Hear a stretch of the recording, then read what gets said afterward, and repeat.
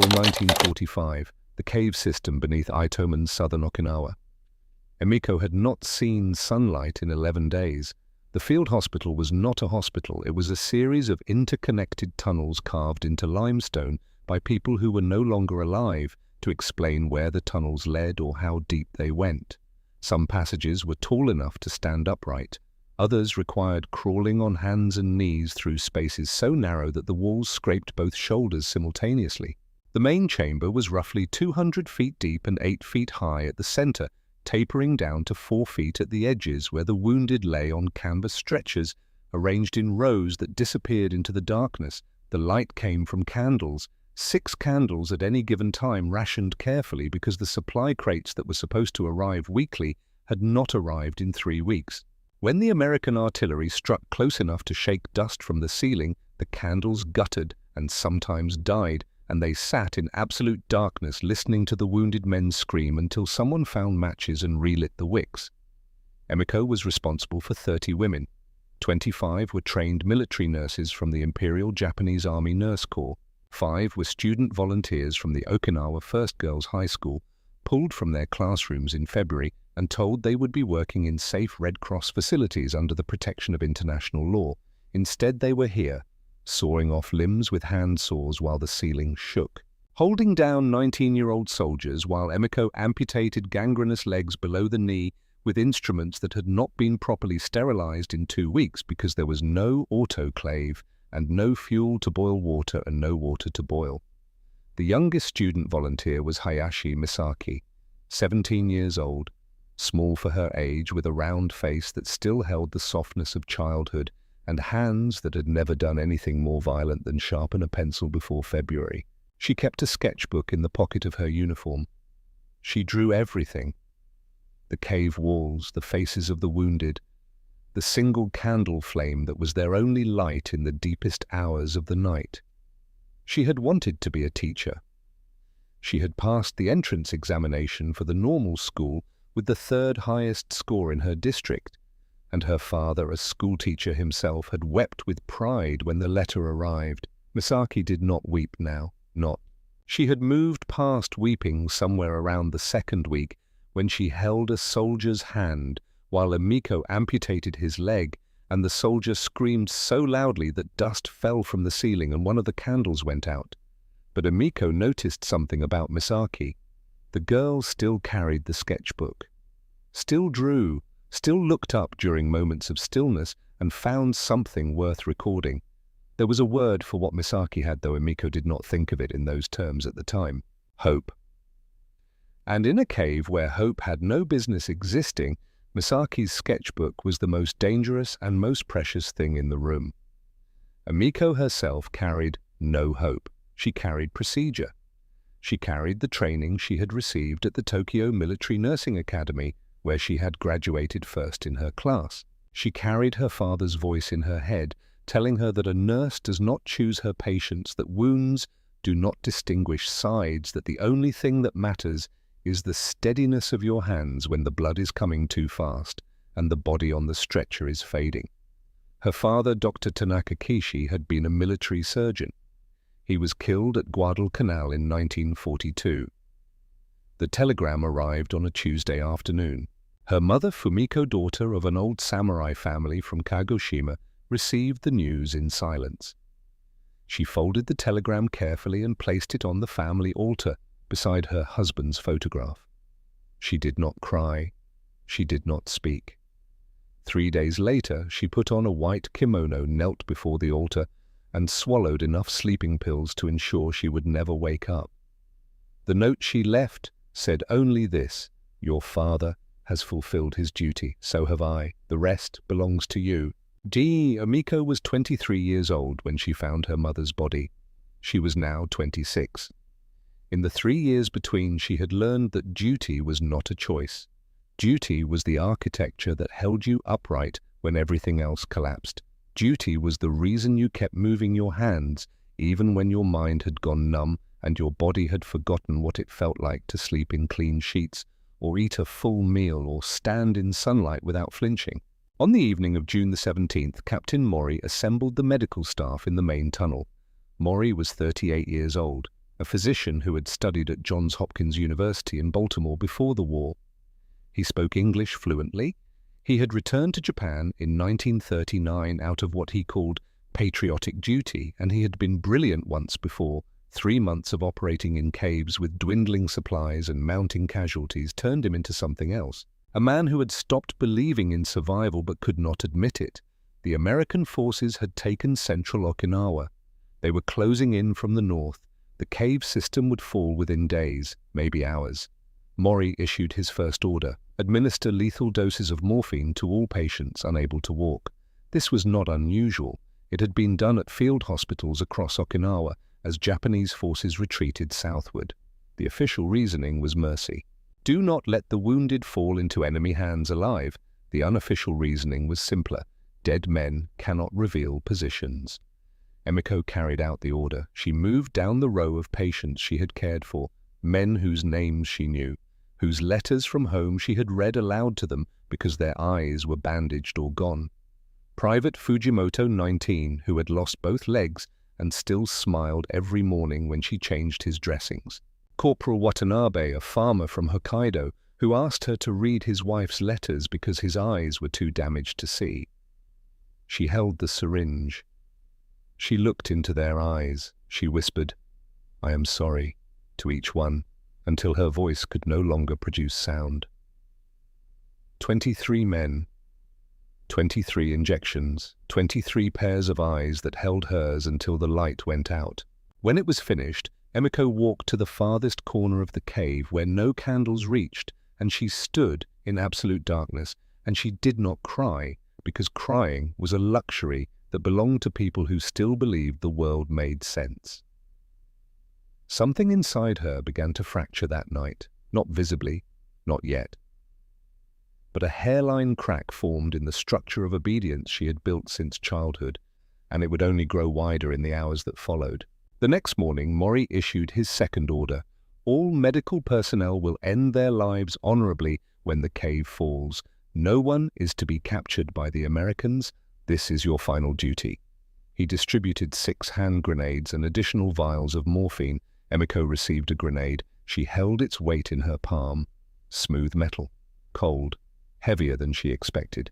She looked at Misaki, who was standing very still with her sketchbook clutched against her chest like a shield, her eyes wide and glassy with the kind of fear that goes beyond fear into something numb. And Emiko thought, this girl has never kissed anyone. She has never seen the ocean in springtime. She has never stood in front of a classroom and watched a child learn something new and felt the particular joy that comes from planting knowledge in fertile ground and watching it grow. But Emiko kept her mouth shut because duty said die. Honor said die.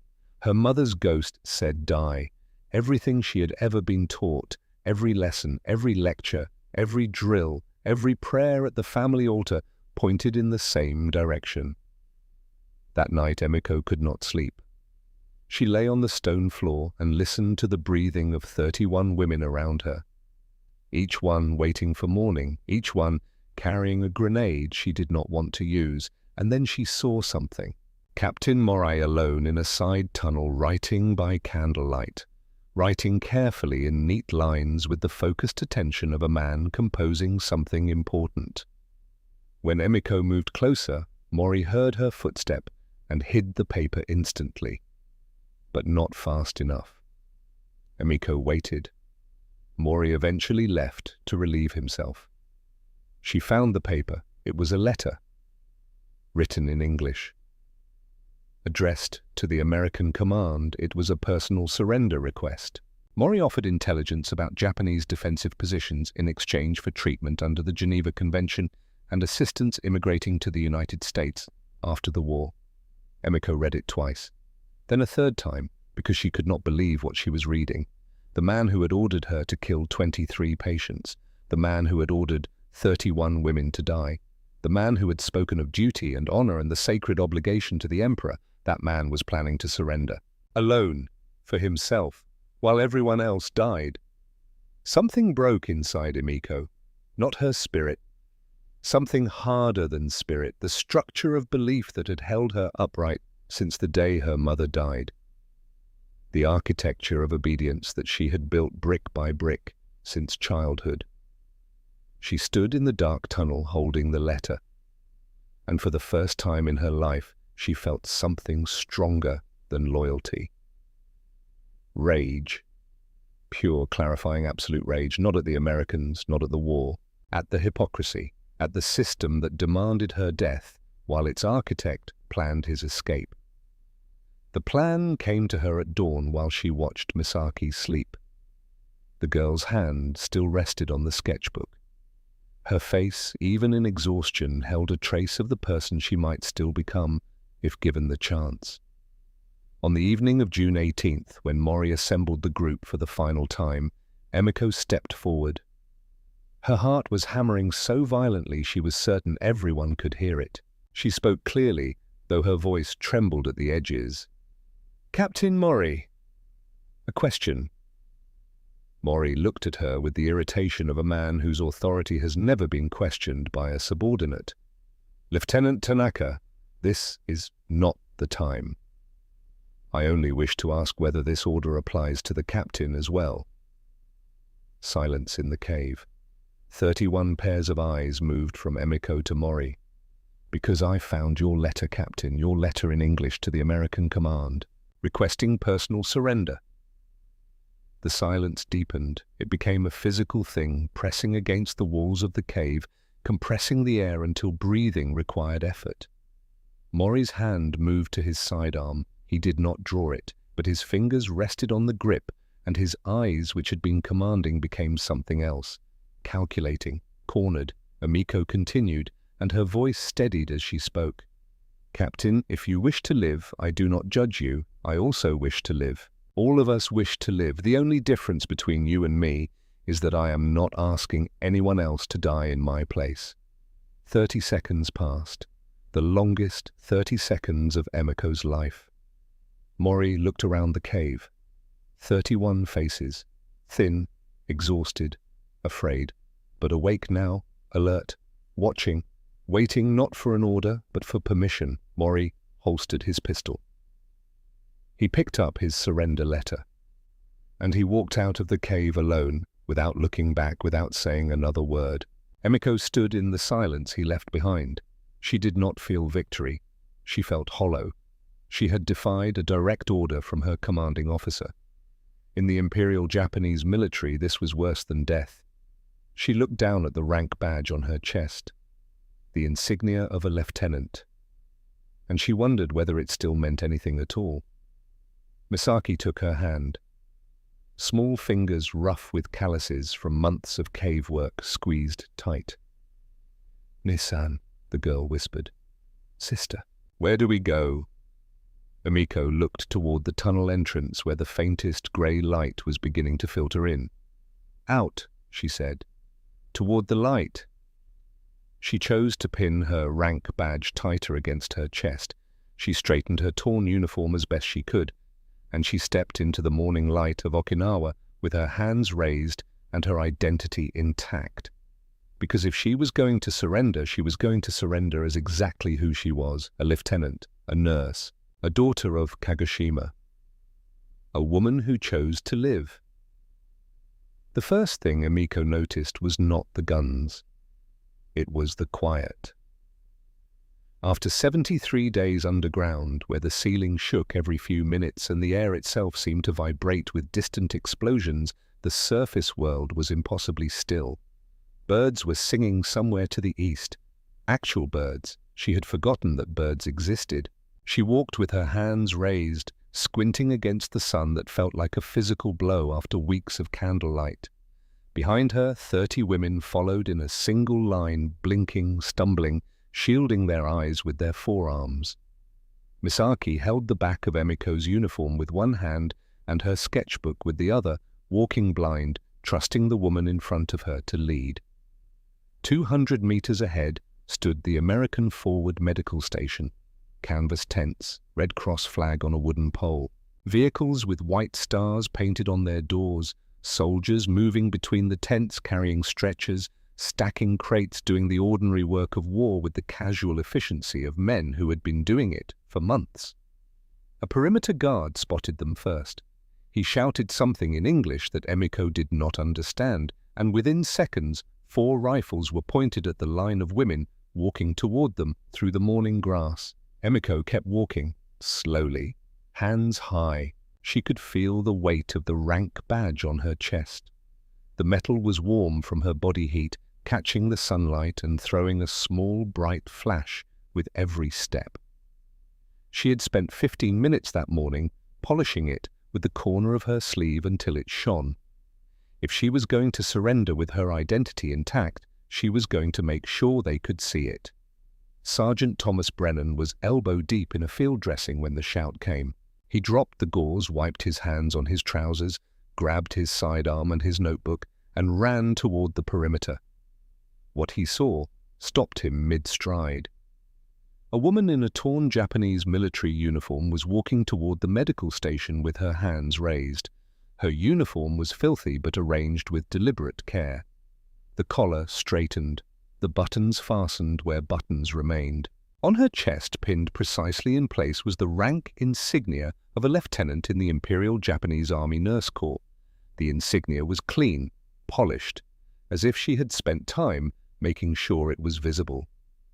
Behind her, 30 more women emerged from the hillside like figures from a dream. Thin as shadows, their uniforms hanging loose on wasted frames, some barefoot, some bandaged, all of them with their hands raised above their heads. Tom holstered his sidearm. He opened his notebook. He looked at the badge on Emiko's chest and he wrote it down. Female prisoner, Japanese Army Medical Corps, rank lieutenant. And then, without thinking, in handwriting so small it barely registered on the page, he added a note in the margin that was not part of any standard military procedure. She is someone's daughter too. He did not know why he wrote it. It was not protocol, it was not regulation. It was something that rose from a place beneath training, beneath discipline. From the same place where his brother Billy's unopened letter pressed against his ribs every time he breathed. Billy, 21 years old, a private first class in the Marines, killed at Iwo Jima 4 months ago. The letter had arrived 3 days after the telegram. Tom carried it in his breast pocket next to his medical notebook folded tight unopened. He was afraid of what it said. He was more afraid of what it would make him feel, so he wrote. He followed procedure. He treated wounds regardless of the uniform they came in, because that was what the training at Fort Sam Houston had drilled into his hands, his muscles, his bones. He stared at the words for a moment. Then he kept writing, because writing was the only thing that kept his hands from shaking. Group of 31, 26 military nurses with rank insignia, 5 student auxiliaries, all require medical evaluation. Multiple cases of severe malnutrition. He called for stretcher bearers. Get them into the triage tent. Water, light rations, medical kits. Standard procedure for medical POWs. Standard procedure. The words tasted like ash, but they kept him upright. In the triage tent, 31 women sat on folding metal chairs and stared at the things placed before them. Tin cups of water, crackers, small tins of field rations. Nobody ate. They looked at each other, then at the food, then at each other again, searching for a signal, a permission, an explanation. Emiko was the first to drink. She lifted the tin cup and the water was clean. Not rainwater filtered through limestone and soil, not the brownish liquid they had scooped from puddles on the cave floor, clear water that tasted of nothing, and that nothingness was the most extraordinary flavor she had encountered in months. Misaki sat beside her, staring at a cracker, as if it were an artifact from another civilization. She picked it up, smelled it. This was a habit from the cave where spoiled food carried the smell of death, and you learned to check everything before it touched your lips. The cracker smelled of wheat and salt. She bit into it. Her eyes widened. She turned to Emiko and whispered in Japanese, "Nissan, this is real food." Emiko nodded slowly. She did not say what she was thinking, that the Americans were feeding them better than the Imperial Japanese Army had fed them in 3 months. The sentence landed in her mind like a stone dropped into still water, and the ripples spread outward, touching everything. Tom Brennan stood at the entrance of the triage tent, watching writing recording, doing what he did, following the procedure that kept his hands steady and his mind on the task, and the grief locked behind a door he refused to open. The evacuation hospital ship carried them from Okinawa to Saipan, then to Hawaii, then across the vast blue emptiness of the Pacific to San Francisco. The journey took nearly 3 weeks. For Emiko, it was 3 weeks of systematic disorientation. Every day the routine repeated. Morning medical check. An American medic would examine each woman, note her condition, record her rank. The rank badge stayed on her chest. Nobody removed it, nobody mentioned it. It was simply written down every single day in the same careful handwriting in the same standard forms. Emiko did not understand this. In the Imperial Japanese military, rank existed only within the living structure of command. Once captured, rank dissolved. You became nothing. A number. A body to be processed. She had prepared herself for the erasure of identity. She had braced for the moment when someone would rip the badge from her chest and throw it on the ground. Instead, they wrote it down, carefully, accurately, as though it still mattered. On the 4th day at sea, Emiko stood on the deck of the hospital ship and looked at the ocean. The wind blew her hair across her face. Salt spray dotted her cheeks. She had not felt wind in 3 months, had not seen a horizon unconstrained by cave walls. The Pacific stretched in every direction, enormous and indifferent. The same water that connected Kagoshima to California, enemy to enemy, the dead to the living. She thought about her father, about his hands, gentle and precise, bandaging a fisherman's arm on the porch of their home. She thought about her mother, about the white kimono, about the note, "Your father has fulfilled his duty. So have I. The rest belongs to you. What do you do with a rest that you were never supposed to have? What do you do with a life you were trained to end?" She did not have an answer. She stood on the deck and breathed salt air and let the questions exist without resolution, because resolution was a luxury that belonged to peacetime, and the war was not over yet. The train arrived at a small station in East Texas on a Tuesday afternoon in July. The heat was the first thing, a wall of it solid and shimmering rising from the red dirt platform like something alive. 40 degrees Celsius. Emiko stepped down from the train car and felt the air press against her skin, heavy, wet, tasting of dust and dried grass, and something sweeter that she could not identify. She looked out across the landscape, and her breath stopped. Flat. The land was flat, in a way she had never experienced. In Kagoshima, the volcano Sakurajima dominated every view, a constant presence on the horizon, smoke trailing from its peak like a reminder that the earth was alive and restless. You always knew where you were in relation to Sakurajima. North meant the mountain was to your left, south meant the mountain was behind you. The mountain was the compass that oriented every map, every memory, every story her father had ever told. Here there was nothing. Grassland stretched to the edge of the sky in every direction. The horizon was a perfect line, unbroken, infinite. The sky, she had never seen a sky this size. It was not the same sky as Japan. It was bigger, wider, bluer, as if someone had taken the ceiling off the world and left nothing between the ground and the universe. Emiko felt dizzy, untethered. Her father's voice echoed in her memory. Sakurajima reminds us to know our place. What happened when there was no mountain to remind you? What happened when the sky had no limit and the land had no edge, and you could walk in any direction forever without hitting anything that told you to stop? The prisoner of war camp sat on the edge of a cattle ranch, barbed wire fences, wooden guard towers. But inside the perimeter, the barracks were clean. The ground was swept. And in the distance, Texas longhorn cattle grazed on brown grass beneath a sun that seemed to take up half the sky. Tom Brennan was already there. He had been reassigned stateside after Okinawa rotated back with his medical unit as replacements arrived for the next phase of the Pacific campaign. When the Army needed a medic with existing records on the Japanese medical prisoner group being transferred to the Texas camp, his name was the obvious choice. His files were the most complete. His documentation was the most thorough. He stood at the gate when the women filed in, clipboard in hand, checking names and faces against his list. When Emiko passed, he noted her rank again. The same notation he had written every day for 3 weeks. Lieutenant Tanaka Emiko. Medical Corps. She looked at him as she passed. Their eyes met for perhaps 2 seconds. She did not speak. He did not speak. But something traveled between them in that silence. Something that was not friendship and not forgiveness and not understanding, but the faint, cautious recognition of one human being seeing another through the fog of war. Then came the morning that broke every expectation. 5 o'clock. The sky was still dark purple, fading to grey at the eastern edge. Emiko woke because of a smell, not iodine, not cave damp, not the sharp chemical tang of morphine. Bacon.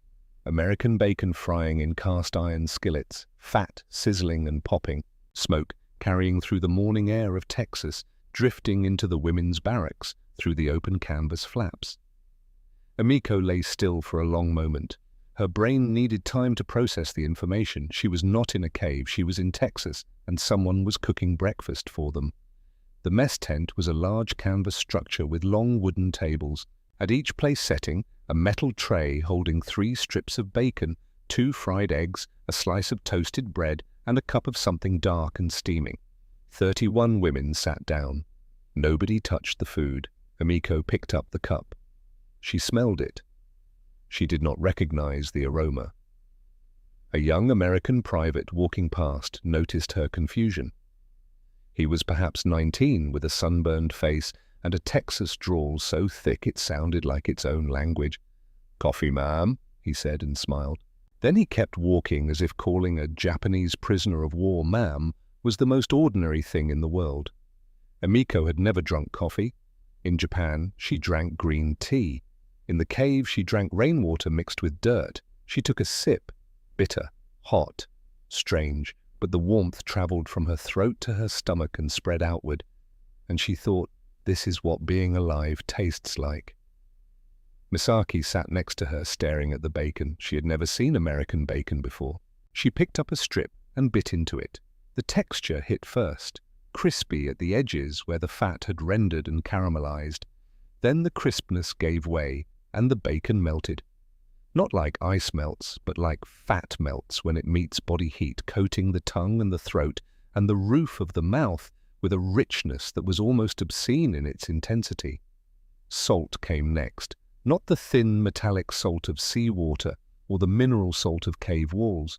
This was thick salt, cured salt that had been worked into meat and aged and cooked until it became something elemental.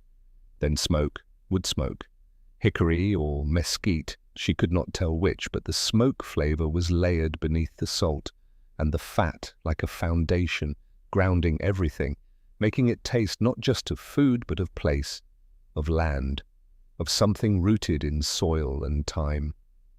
And underneath it all, barely perceptible a sweetness, not sugar, something more subtle. The natural sweetness that appears when fat is cooked slowly and the proteins break down and the Maillard reaction produces compounds that the human tongue interprets as the opposite of bitterness.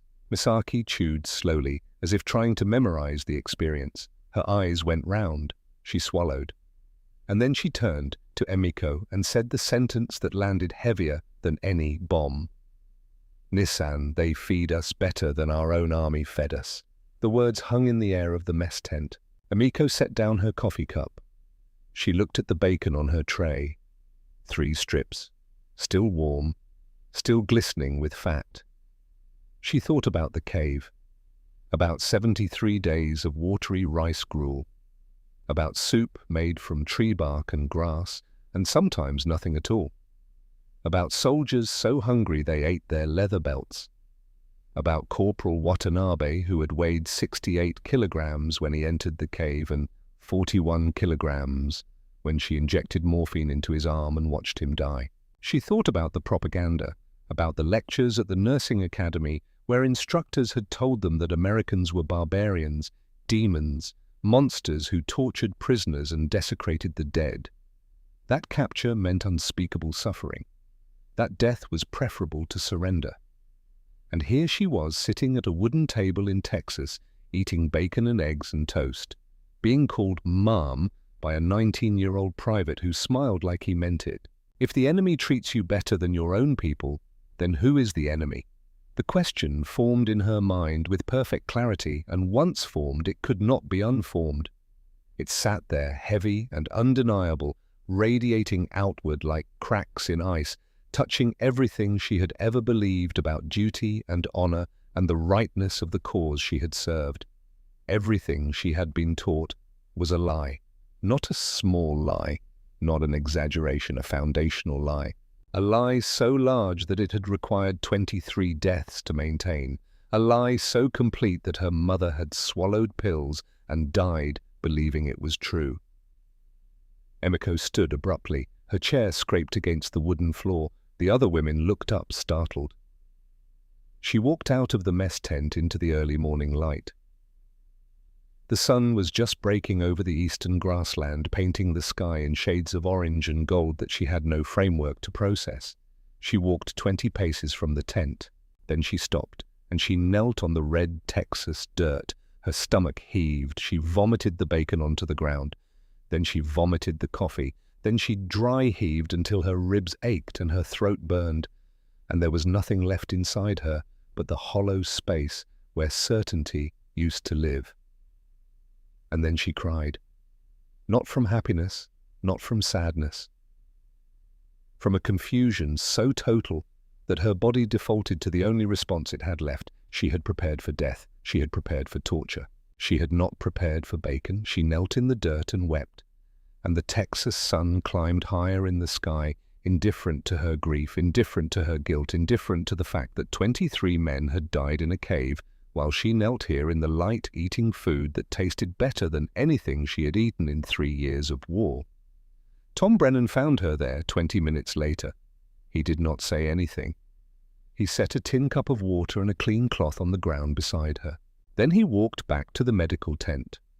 That afternoon he left a fresh notebook page on the step of her barracks. On it, written in careful block letters, a single English phrase, and its pronunciation, guide, water. Water.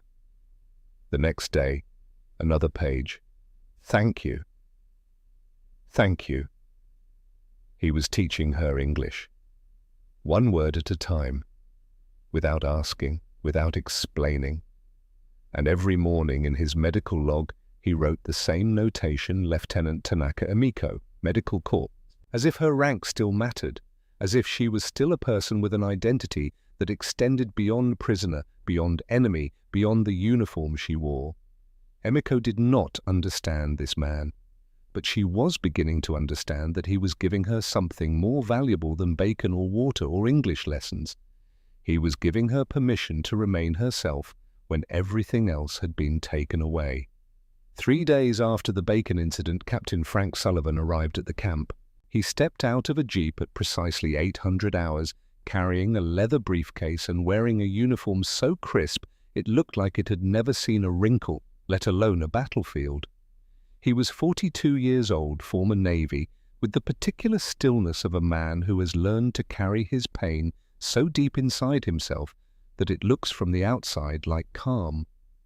Tom Brennan watched from the medical tent as Sullivan conferred with Major Robert Hayes, the camp hospital commander.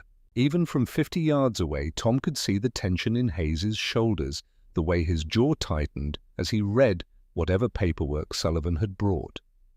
10 minutes later, Hayes called Tom into his office. Sullivan sat in the corner chair, briefcase open on his lap, one hand resting on a manila folder. His left ear had a strange flatness to it, as if the cartilage had been crushed and never properly healed. Sergeant Brennan, Hayes said, choosing his words with surgical precision. Captain Sullivan is here under orders from the War Department. He has concerns about the medical prisoner group currently under our care. Sullivan opened the folder. Lieutenant Tanaka Emiko, he said, pronouncing each syllable carefully. Age 26. Father was a military surgeon killed at Guadalcanal. Potentially had access to classified medical logistics before his death. She herself served at the Itomen Field Hospital, a divisional-level facility. She may possess knowledge of defensive layouts, artillery positions, withdrawal orders. Tom kept his face neutral. Captain, the Battle of Okinawa ended 6 weeks ago. That intelligence has no operational value. With respect, Sergeant, the war has not ended. Operation Olympic, the invasion of Kyushu, is in preparation. Any information regarding Japanese military medical operations is relevant. Sullivan pulled a typed order from the folder.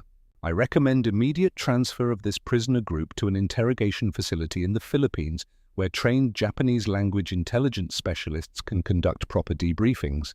Hayes leaned back in his chair. These are 31 malnourished women, Captain. Most of them nurses. Several are teenage students, which is precisely why they require proper evaluation. Sullivan's voice remained level, almost gentle. A prisoner who organizes medical records for 31 people demonstrates leadership capability. Leadership among prisoners is classified as a high-value security concern. Tom felt something cold settle in his chest. He had written about Emiko's notebook in his reports, her meticulous record-keeping. The list of 31 names with blood types and medical histories that she had maintained in the cave by candlelight. He had meant it as evidence of professional competence. Sullivan was reading it as evidence of command authority. Hayes looked at Tom. Sergeant Brennan, I need you to complete a thorough medical evaluation of every prisoner in that section. Document their health status in detail. If there are medical reasons to delay or prevent transfer, I expect them to appear in the record. If there are not, I cannot stop, Captain Sullivan. The message beneath the message was clear. Hayes was giving Tom a weapon, but the weapon was only as good as the truth behind it. Tom spent the next 2 days examining all 31 women. He weighed them, measured them, checked their blood pressure, their reflexes, their wounds. He tested for malaria, for scurvy, for the dozen tropical infections that lived in the bodies of people who had spent months in underground caves without sanitation or proper nutrition. The findings were genuine, and they were devastating. Average body weight loss 30%, early-stage scurvy in 11 patients, active malaria in 3, untreated skin infections in 9, post-traumatic symptoms in nearly all. When he examined Emiko, he noticed the medical bag she carried. He asked through an interpreter what was inside the notebook she kept in it. Emiko hesitated, then she opened it. Inside was a list. 31 names. Beside each name, rank, blood type, medical history, drug allergies. A complete medical record for her entire group, written by hand in the dark by candlelight on scraps of paper she had salvaged from the cave. Tom looked at the list. Neat handwriting, organized columns, standard medical procedure identical to what he had been trained to do at Fort Sam Houston. He looked at Emiko. Emiko looked at him. And for the first time, neither of them saw an enemy. They saw a colleague. Tom wrote in his report, prisoner maintains professional medical records for her group. No evidence of intelligence activity. List is entirely medical in nature, but he knew Sullivan would read those same words differently. On the 12th night in camp, everything changed. Misaki had received word through the Red Cross. Her mother was dead killed in the firebombing of Tokyo in March. Her father was missing, presumed dead. The school where he had taught, the school where Misaki had dreamed of teaching, had been leveled. She was 17 years old, orphaned, no family, no home, no country that wanted her back. At dawn, the guard found her unconscious on the bathroom floor. She had cut her wrist with a piece of broken window glass. Blood pooled on the concrete, dark and spreading. Tom ran. He knelt, applied a tourniquet, pressed the wound, checked for pulse. Faint. Present. He yelled for stretcher bearers. Hospital. Now. Emiko arrived. Seconds later, she saw Misaki, the girl she had brought out of the cave, the girl she had chosen to live for, lying in blood on a concrete floor with white skin and closed eyes. Emiko dropped to her knees beside Tom. She did not speak. Her hands moved automatically to the wound, pressing, compressing. 2 pairs of hands, one Japanese, one American, pressing together on the wrist of a 17-year-old girl who had decided that surviving the war was not the same as having a reason to live. Misaki survived, but something shifted in the space between Tom and Emiko that morning. In the recovery room, Emiko sat beside Misaki's bed through the night. Tom stood at the doorway and watched. He saw Emiko cry, not quietly, her shoulders shaking, her face pressed into the white sheet, her hand gripping Misaki's hand as if letting go would mean losing her all over again. Tom had not seen this before. He had seen Emiko calm, controlled, procedural, a mirror of himself. Now he saw what lived beneath the badge and the composure and the careful discipline, a human being in pain. And he recognized it because he carried the same pain, buried under the same professional armor, held in place by the same devotion to procedure that kept both of them from falling apart. He entered the room, sat in the chair across from her, said nothing. Two people from opposite sides of a war sitting in silence beside the bed of a girl who had almost died. Emiko looked up, eyes red. She spoke in the broken English she had been learning over the past weeks, piecing together words from Tom's daily notes. "She want teacher. She want be teacher. Only 17. Tom nodded. He said quietly, "My brother was 21. He wanted to be a rancher. Only 21. The silence that followed was not empty. It was full. Full of everything they could not say and did not need to, because grief is a language that does not require translation.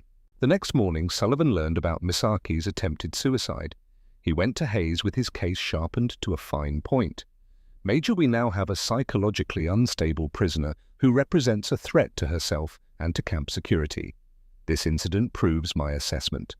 These women require psychiatric evaluation and controlled interrogation in a facility equipped for high-risk detainees. Transfer must proceed immediately." Hayes said nothing. He looked at the incident report. He looked at Sullivan. And then he called for Tom Brennan. That night alone in the empty medical office, Tom sat with Billy's letter in front of him. The camp was quiet. Outside, the Texas sky held more stars than any sky had a right to hold. Thick clusters of white light scattered across a darkness so complete it seemed to press against the windows. Crickets sang in the grass beyond the wire. Somewhere on the ranch next door, a cow lowed once, then was silent. Tom reached into his breast pocket and pulled out the envelope. It had been there for 4 months, folded, creased, soft at the edges from sweat and salt water and the constant pressure of his body against it. The postmark read March 12th, 1945, 3 days before Billy died. The handwriting on the envelope was Billy's, large and slanted and rushed, the handwriting of a young man who did everything fast because he believed he had all the time in the world. Tom held the envelope for a long time. He turned it over in his hands. He smelled it, though it smelled only of paper and age. He pressed it flat against the desk. Then he tore the seal with his thumbs, slowly, as if the letter might break if he moved too quickly. Billy's handwriting filled a single page. No margins. Words crowded together the way Billy crowded into every room, every conversation, every moment, taking up more space than his body required because his energy refused to be contained. "Dear Tom, I am writing this fast because we go into Iwo Jima tomorrow. I know you will worry. Do not worry, I will be fine. But I want to tell you something. Last week, our unit captured a group of Japanese prisoners. Among them was a nurse, a woman. She was wounded in the leg and could not walk. Some of the men wanted to leave her behind. I said no. I carried her back to the medical station on my back. The guys in my unit called me an idiot. The company commander nearly wrote me up. But here is the thing, Tom. On the way back, she grabbed my hand. Not because she was afraid, because she was checking my pulse. I had taken shrapnel in the shoulder and did not even know it. I was bleeding through my jacket. She noticed. She tore her own sleeve and bandaged my wound while I was still carrying her on my back. A wounded Japanese prisoner bandaged the American soldier who was carrying her. I keep thinking about what Dad used to say. Procedure protects yourself. He is right. But I think he is only half right. Procedure protects the human part of you. But sometimes the human part needs more than procedure. Sometimes it needs a choice. I do not know that nurse's name. I only know she wore a nurse's badge on her chest, and I wrote it down in the report just like you taught me. Proper procedure. But I also wrote one line that is not in any procedure manual. This prisoner saved my life. Tom, if I do not come back, remember this. If I do not come, the enemy also knows how to bandage wounds. And if you ever meet a Japanese prisoner wearing a nurse's badge, remember that one of them saved your little brother. Your brother. Billy Tom set the letter on the desk. He placed both hands flat on the wood and breathed. In, out, in, out. The way he breathed when he was stabilizing a patient, when the blood was coming too fast, when the body on the stretcher was fading, and the only thing between life and death was the steadiness of his hands. But his hands were not steady now. He read the letter again. And then a third time. Each time the words landed harder, as if they were accumulating weight with every reading, pressing down on the architecture of control he had built so carefully over 4 months of grief. The enemy also knows how to bandage wounds. He saw Emiko kneeling beside Private Cooper 3 days ago, when the supply truck had overturned and a piece of metal had punched through the young man's chest. Tension pneumothorax, air filling the space around his lung, compressing it, suffocating him from the inside. Without intervention, he would die within 5 minutes. Tom had been in another section of the camp 10 minutes away. Emiko had been walking in the yard when she heard the crash. She ran toward the sound, nurse's instinct overriding prisoner's caution. She saw Cooper lying on his back, face turning blue, breathing in short, desperate gasps that produced less air with each attempt. The guard raised his rifle. "Stand back, prisoner, stand back." Emiko pointed at the nurse's badge on her chest. She spoke in English, clear and urgent. "I am nurse. He die. 5 minutes. I help. Please." The guard looked at Cooper. The young man's lips were going from blue to grey. His breathing was becoming a wet clicking sound. The guard looked at the badge on Emiko's chest. He lowered his rifle. Emiko knelt beside Cooper. From the medical kit that Tom had permitted her to keep, she pulled a large gauge needle and a short length of rubber tubing. She used her folding knife to cut a longer section of IV tubing from a nearby supply crate, fashioning a makeshift flutter valve. Then she performed the procedure she had done dozens of times in the caves of Okinawa, where shrapnel wounds and collapsed lungs were as common as hunger. She inserted the needle through the second intercostal space, attached the tubing, released the trapped air. A hiss. Then a long, deep breath from Cooper. The first real breath he had taken in 3 minutes. His face flushed pink. His eyes opened. He looked up and saw a Japanese woman with blood on her hands and a lieutenant's badge on her chest, holding a tube in his chest, keeping him alive. Tom had arrived 3 minutes later. He saw Emiko kneeling beside Cooper, the drainage assembly positioned at the exact, anatomically correct location, her hands steady, her breathing calm. The work of a trained professional performing under emergency conditions with the precision of someone who had done this dozens of times in far worse circumstances. He had knelt beside her, taken over stabilization of the tube, and said 2 words that he had never spoken to her before, not written in his notebook, not on a form, with his voice, directly to her face. "Good work, Lieutenant." It was the first time anyone had called her by her rank since the cave, not written it down, spoken it, acknowledged it as a living title belonging to a living person. Now, sitting alone in the medical office with Billy's letter in his hands, Tom understood what he had been doing for the past 6 weeks without fully realizing it. He had been honoring his brother's final request. He folded Billy's letter and put it back in his pocket. He opened his medical notebook. And then he did something he had never done before. He worked through the night, not on a standard evaluation, on something else entirely. A document that used every regulation, every article, every subsection of the Geneva Convention and United States Army medical procedure that he had memorized over 5 years of service. He built it the way his father built fence lines on the ranch, post by post, wire by wire, straight and strong, and designed to hold against whatever tried to push through.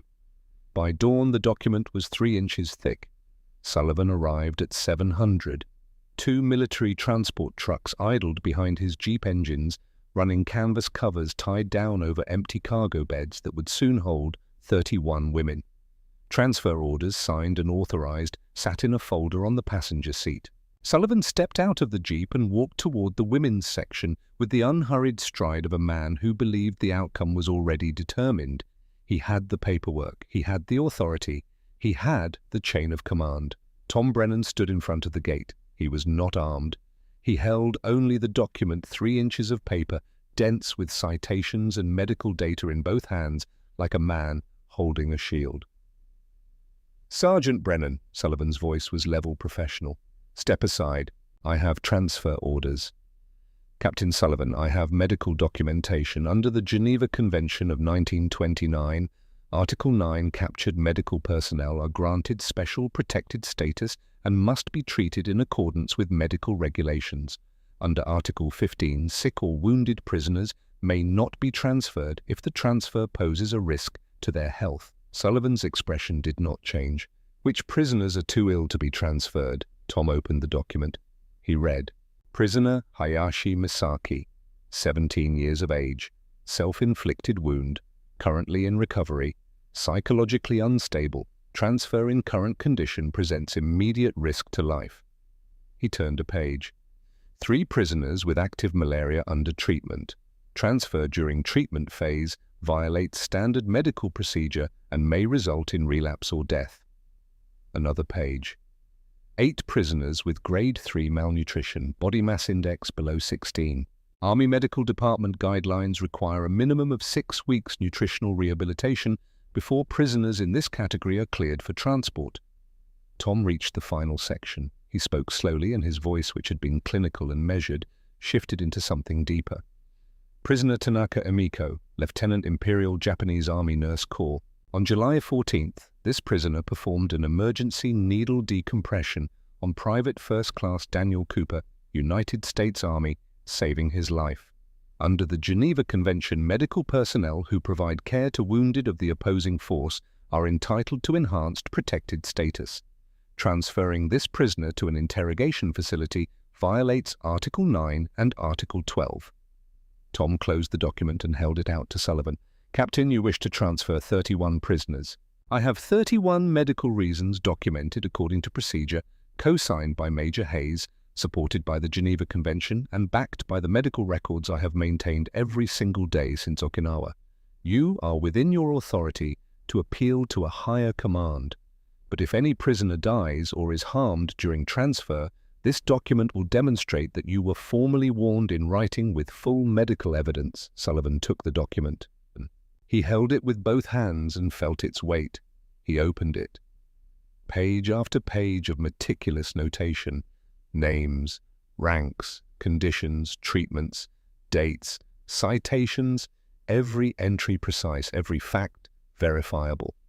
The work of a man who had spent an entire night turning procedure into a fortress. Sullivan recognized what he was looking at. He was a man of systems himself. He understood paperwork the way a carpenter understands wood, the grain, the strength, the places where it bends and the places where it breaks, and he could see that this document did not bend. He looked past Tom through the wire fence toward the women's section, and there, standing in the yard beside the mess tent, was Emiko. She stood straight. Her uniform, patched and worn but clean, hung from her thin frame, with the careful arrangement of a woman who had decided that dignity was not a luxury. On her chest, the rank badge of a lieutenant in the Imperial Japanese Army Nurse Corps caught the early morning sun and threw a small flash of light, the same flash Tom had seen on the hillside of Okinawa when she first walked out of the darkness. Beside her stood Misaki, thin, pale from blood loss and recovery, but standing. Her hand rested in Emiko's hand the way a child holds the hand of someone she trusts. Sullivan looked at the badge on Emiko's chest, the nurse's insignia, the small metal emblem that identified her as a medical professional, a caregiver, a person whose training and purpose was to preserve life. And for the first time in 4 years, Frank Sullivan did not see the enemy. He saw Eleanor. Not Emiko's face. Emiko looked nothing like Eleanor, but the badge, the nurse's insignia. The positioning of it pinned precisely on the left chest, the same placement, the same quiet declaration of purpose.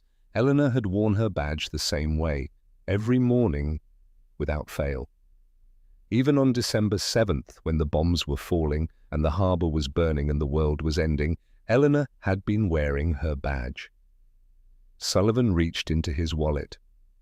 He did not pull out the photograph, but his fingers touched its edge and the paper was warm from his body. He looked at the transfer orders in his hand. He looked at Tom's medical document. He looked at the badge on Emiko's chest. Then Frank Sullivan folded the transfer orders in half. He placed them in the inside pocket of his jacket, next to the photograph of his wife. He looked at Tom. When he spoke, his voice was different. Not softer, not kinder, rougher. As if the words were being pulled from somewhere deep inside him where the air was thin and speech required effort. My wife was a nurse too. 4 words. Then he turned and walked back to his jeep. He did not look back. He did not explain. He climbed into the vehicle and sat for a moment with both hands on the steering wheel, staring through the windshield at the flat Texas road that stretched to the horizon without a single curve. The transport trucks shifted into reverse. Their engines whined as they backed away from the gate. Dust rose in clouds around their tires, red Texas dust that caught the morning light and turned golden before settling back to earth. Sullivan drove away. The sound of his engine faded into the distance until there was nothing left but the wind in the grass and the lowing of cattle on the ranch next door. Tom Brennan stood at the gate and watched the dust settle. His hands, which had been steady through every word and every citation, began to shake. He pressed them flat against the document he still held and willed them to stop. They did not stop. 4 months of grief locked behind procedure, held in place by discipline and duty, and the unopened letter that was now opened surged against the walls he had built and found them insufficient. Behind the wire, Emiko watched him. She did not know what had just happened. She did not know about the document or the Geneva Convention citations or the 3 inches of paperwork. She only knew that the trucks had left and the man who wanted to take them away had driven off into the Texas morning. She caught Tom's eye through the fence. He was still holding the document, his hands trembling against the paper. She did not smile. Smiling was not what this moment required. Instead, she bowed. A slight inclination of her head and shoulders. The ojigi, the bow of respect in Japanese culture, the gesture that says, I see what you have done. I understand what it cost you. Tom saw the bow. He nodded. A small movement of his head barely visible. The nod of a Texas man who has been taught that actions matter more than words and that the most important things are said without sound. 2 people, 2 countries, 2 sets of training, 2 languages, 2 histories of loss. Standing on opposite sides of a wire fence in the middle of Texas, communicating in the only language that required no translation. The language of recognition. August 6, 1945. The news came by radio. A single bomb had destroyed the city of Hiroshima. 3 days later, a second bomb fell on Nagasaki, 200 kilometers from Kagoshima, 200 kilometers from the house where Emiko grew up. August 15th, Emperor Hirohito's voice broadcast for the first time in history, announcing Japan's surrender. The war was over. In the camp, American soldiers cheered. In the women's section, 31 Japanese women sat in silence. Emiko sat on her cot and looked at the rank badge on her chest. It belonged to an army that no longer existed, pinned to a uniform of a nation that had just surrendered unconditionally. And yet the Americans had never stopped writing it down. Every day, every medical check, Lieutenant Tanaka Emiko. The record continued, the identity persisted. Before Emiko left Texas, she wrote a letter. The camp interpreter helped her with the English, said Sergeant Brennan. I do not have the English words for what I wish to say. In Japanese, we have a phrase on wo kanjiru. It means to feel the weight of a debt that cannot be repaid. You wrote down my rank every day. You did not have to. Procedure required you to note it, but procedure did not require you to do it the way you did it. With care, with accuracy, as though it still mattered. Because of that, I am still a nurse. Because of that, Misaki is still alive. I am taking the badge home with me. Not because of the rank, because it reminds me that an American soldier chose to see me as a person when the whole world wanted to erase me. I will keep it for the rest of my life. Tanaka Emiko, lieutenant nurse, daughter of Kagoshima. Tom read the letter in his office 3 days after she left. He folded it carefully and placed it in his breast pocket next to Billy's letter, where the 2 pieces of paper would rest side by side for the next 54 years. The repatriation ship left San Francisco in September 1945. Emiko stood at the rail as the American coast disappeared behind her, and she felt the rank badge press against her chest beneath her worn uniform. She had survived. 31 women had walked onto this ship. 31 women would walk off in Japan. But survival, she was learning, was not the same as being whole. The voyage took 3 weeks. At night, when the other women slept, Emiko lay in her bunk and thought about the 23 men. Their faces came to her in the darkness.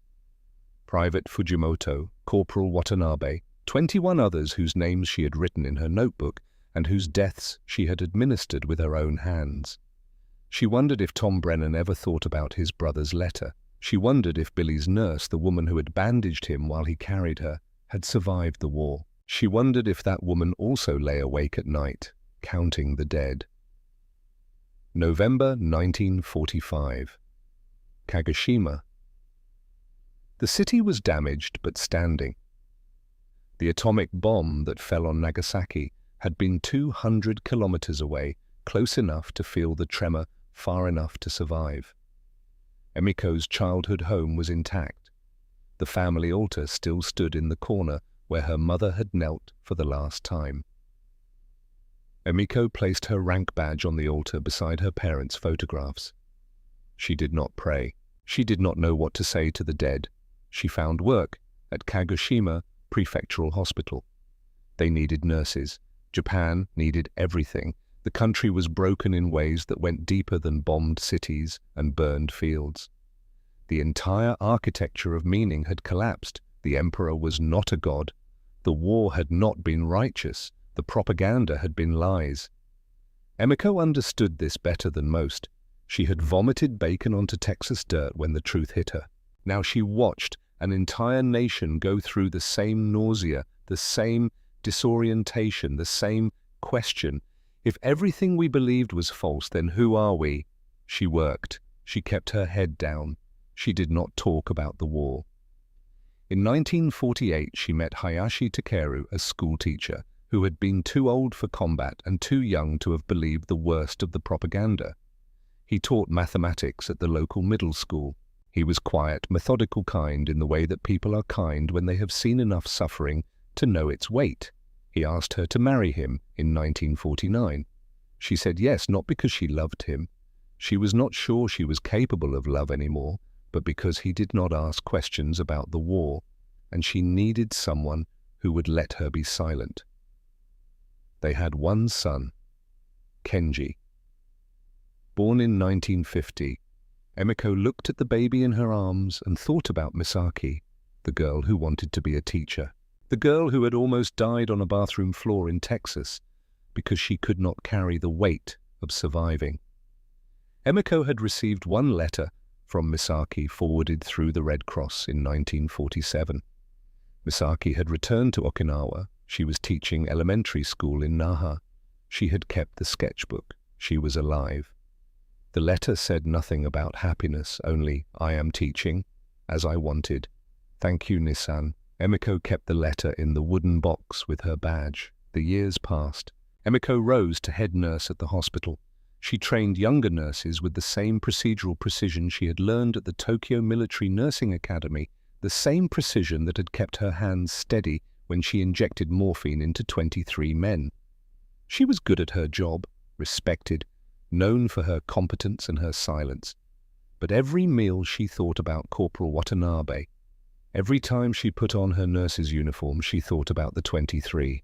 Every time she saw her reflection in a window, she saw a woman who had chosen to live when everyone around her had been ordered to die, and she did not know if that made her brave or selfish or simply lucky. The guilt never left. It sat in her chest like a stone, smooth and heavy and impossible to dislodge. On good days she could ignore it. On bad days, it was all she could feel. She never told Takeru about the cave. She never told Kenji about Texas. Kenji. The war was a locked door in her mind, and she had thrown away the key. Only once did she almost speak. It was 1998. Kenji was 48, a physician himself working at Kagoshima University Hospital. Emiko was 79. Her hands shook now. Arthritis, the same hands that had held syringes and scalpels and grenades. They were sitting on the porch of her house, watching the sun set behind Sakurajima. The volcano was smoking as it always did, a thin grey plume rising into the evening sky. "Mother," Kenji said quietly. "You never talk about the war." Emiko looked at her hands. "No." "Why not?" She was silent for a long time. Then she said, "Because I killed 23 men, and I saved 31 women, and I do not know which one defines me." Kenji did not speak. He waited. "An American soldier," Emiko continued, her voice barely above a whisper, "wrote down my rank every day when I was a prisoner. He did not have to, but he did. And because of that, I am still a nurse. I am still your mother. I am still myself." She looked at her son. "I want you to know something. If you ever find the family of Sergeant Thomas Brennan of Texas, I want you to tell them, your grandfather gave me permission to remember both, the 23 I killed and the 31 I saved. That was the greatest gift anyone has ever given me." She wrote it down that night. A letter in English helped by a dictionary and 60 years of carrying words she had never spoken aloud. She put the letter in the wooden box with her badge and told Kenji that if the Brennan family ever contacted him, he should give it to them. 3 years later, in 2001, Emiko died. Quietly, in her sleep. The wooden box sat on her bedside table. Kenji opened it after the funeral. Inside, a tarnished rank badge. A letter in English addressed to Tom Brennan from 1945. A drawing of a man at a desk signed M.H. in the corner. And the letter from 1998, unsealed, waiting. He read it, and he understood that his mother had carried the war inside her for 56 years, silent and alone, held together only by the memory of a Texas medic who had written down her rank when the world wanted to erase it. Misaki lived longer than Emiko. She returned to Okinawa in 1946 and found work teaching elementary school in Naha. For 33 years, she stood in front of classrooms and watched children learn to read, to write, to draw. She taught them addition and subtraction. She taught them the names of flowers. She taught them that asking questions was not weakness, but strength. She never married. When colleagues asked why, she said only, "I am already complete." She kept the sketchbook from the cave and the camp in a locked drawer at home. Once a year, on the anniversary of the day she walked out of the darkness, she would open the drawer and turn the pages. The cave walls, the wounded soldiers, the single candle flame. And on the last page, she had drawn during the war a tin cup with steam rising from dark liquid. Beside it, 3 strips of bacon drawn from memory. Beneath the drawing in Japanese characters, "This is what being alive tastes like." When she retired in 1979, she donated the sketchbook to the Himeyuri Peace Museum in Itomen, where it was displayed beside photographs of the 222 students who had been mobilized as nurses during the Battle of Okinawa. 136 of them did not come home. Misaki died in 2003 at 75. Her former students filled the funeral hall. They remembered a teacher who never raised her voice, who corrected mistakes with patience, who once told a crying child, "Surviving is not the same as living, but if you survived, you have the chance to learn the difference." The sketchbook remained in the museum. Every year, students visited and looked at the drawings and asked, What happened to the woman who drew this? And the museum guide said, she became a teacher. She taught for 33 years. She saved no lives in battle, but she shaped hundreds of lives in classrooms. And that too is a kind of victory. 2005. Tom Brennan died in Texas at 79. 1998. Tom Brennan died in Texas at 79. Peaceful. His medical notebook on the nightstand. 1999. Emiko died in Kagoshima at 82. In a wooden box beside her bed, a tarnished lieutenant's badge, a letter in English, and a drawing of a man at a desk with a pen in his hand. 2000. Okinawa Peace Memorial. Two families met. Sarah Brennan, Tom's granddaughter, and Dr. Hayashi Kenji Emiko's son. They exchanged letters, photographs, a badge so corroded the metal had turned green, but the word lieutenant was still readable. Kenji handed Sarah a letter Emiko had written in 1998, 3 years before she died. Sarah unfolded it carefully. The English was formal, precise, the handwriting of an old woman who had learned the language late in life. To the family of Sergeant Thomas Brennan, I am writing this letter because there is something I never told your father, your grandfather, your husband, something I learned many years after the war. In 1962, a former patient from the Itomen cave system found me. He had survived. He told me that during the Battle of Iwo Jima, he had heard a story from another Japanese prisoner. The story of a young American Marine who had carried a wounded Japanese nurse on his back to safety. The Marine had been wounded in the shoulder and was bleeding. The nurse bandaged his wound while he carried her. The Marine's name was Brennan. I do not know if this was your brother Billy, but I believe it was, because the same instinct that made a young Marine carry an enemy on his back is the same instinct that made Sergeant Thomas Brennan write down my rank instead of tearing it away. It was not procedure, it was family, it was something the Brennan men carried in their blood. I killed 23 men, I saved 31 women. Your grandfather gave me permission to remember both. That was the greatest gift. If there was a Japanese nurse at Iwo Jima who saved your Billy, I hope she lived. I hope she found peace. I hope someone wrote down her rank too. Tanaka Emiko, 1998. Sarah looked at the badge, at the letter, at the man whose mother had been saved by her grandfather's pen. She said quietly, "It mattered." Kenji nodded. "It still does." Yea, the Pacific Ocean stretched behind them. The same water that connected Texas to Kagoshima, enemy to enemy, the dead to the living, the past to the present, and on a metal badge corroded by 56 years of time, the word lieutenant remained. Visible, permanent. Proof that sometimes the smallest act of recognition, a rank written down instead of erased, an identity preserved when the world demands its destruction, can outlast empires, outlast wars, outlast the very people who performed it. Proof that procedure wielded with humanity becomes something more than rules. It becomes mercy.